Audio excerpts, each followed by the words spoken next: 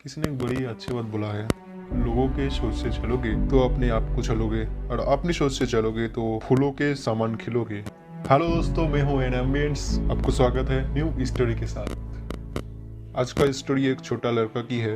आज टिक्कू के छुट्टी का दिन था और वो अपनी माँ को बहुत ज्यादा परेशान कर रहा था। उसकी माँ सुनीता जी एक बुक पढ़ रही थी, लेकिन टिक्कू बार बार उनको परेशान करता रहता था। टिक्कू का दिमाग बहुत ही तेज था और वो हमेशा कुछ ना कुछ किया करता था। आज वो अपनी माँ से बहुत ही ज्यादा सवाल कर रहा था, माँ ये क्या है, कैसे बनता है। उसकी माँ बहुत ही ध्यान से किताब पढ़ रही थी, लेकिन उसके बार बार सवाल पूछने पर वो परेशान हो जा रही थी।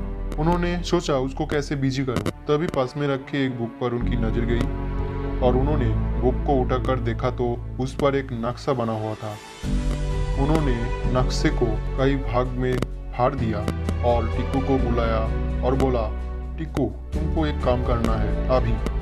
टिक्कू बहुत ही खुश हुआ और बोला, माँ बताओ क्या काम करना है। उसकी माँ ने बोला, तुमको ये फटा हुआ नक्शा फिर से जोड़ना है, क्या तुम ये कर पाओगे।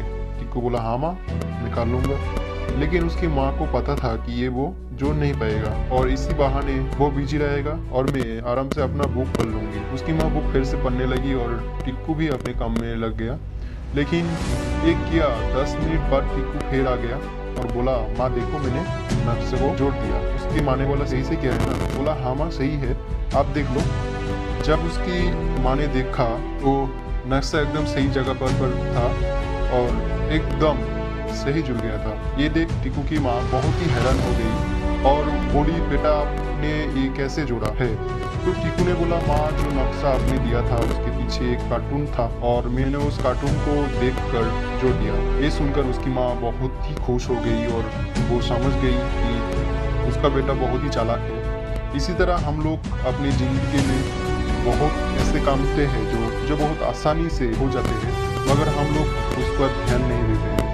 अगर काम दिमाग से किया जाए तो ये बहुत ही आसान हो जाता है।